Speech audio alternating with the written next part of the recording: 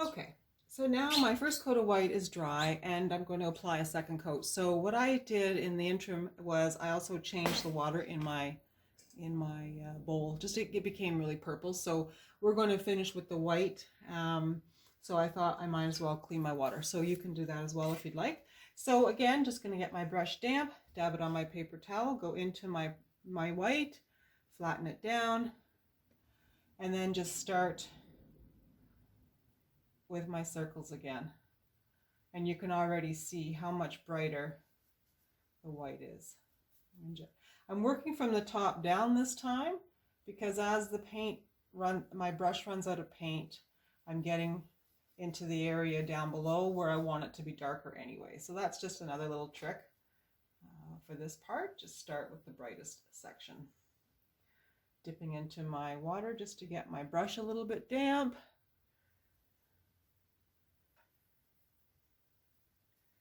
And I'm not completely covering every little area because to help create a little bit of depth in my clouds, some of my first coat with the background coming through actually is something I want to show. So you'll see it on your own painting as well as it starts to evolve. Leave some of those areas. These are all little tricks to create depth. Depth is created by color and form. And so within this painting, I can do that just by not covering every single previous markup, kind of going in and around. And I'm not even going to fuss too much by the horizon line because this is all going to be darker paint. So that's it. That's that. I'm happy with that. Now, while it's still wet, I'm not even going to clean my brush. We're going to go in and start with the purple. In this case, we're going to work from the bottom up. So I want my darker purple near the horizon line. I'm doing my circles again.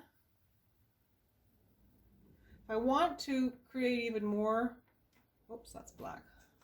We don't want black, so I'm going to get rid of that. If I want it even darker, I can keep going into my blue here. I can also grab a little bit of my red. Oh, my red started to dry out. Just flip it over, and the wet paint is underneath. So I'm just trying to create an even darker purple, and you can play with your own palette and see what's going to be the best for your colors. And see, it's already starting to look a little bit different. So you just go across your canvas and see, I'm just kind of focused right now on the bottom bit. I haven't actually moved up into the clouds yet. I'm not worried about the fact that I have paint down here. I'm going to cover that up shortly. So now I'm going to go into my lighter color, and sometimes I come right down into my dark again. Sometimes I stay above it. I think that the more in and out you can do, the more interesting it's going to look. You don't want it to look like a line across separating the colors. So you're just kind of going in and out, back and forth. If you start to run out of paint, you can mix, what I call mix on the fly. So just grab your purple, grab your white.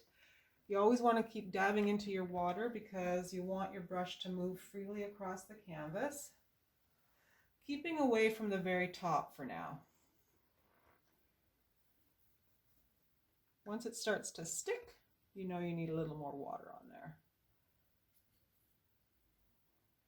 I'm also dipping back into my dark every now and then and running that up into my light.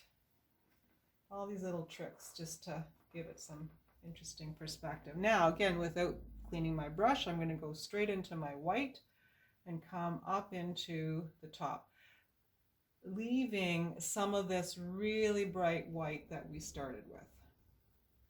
So just try and stay away from the very top, but because I have purple on my brush and everything is still wet, it's merging quite nicely here.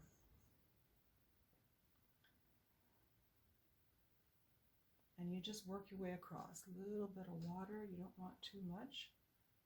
And you start to see how the clouds start to form shapes. bringing the white right into there, because sometimes these clouds are overlapping each other. And so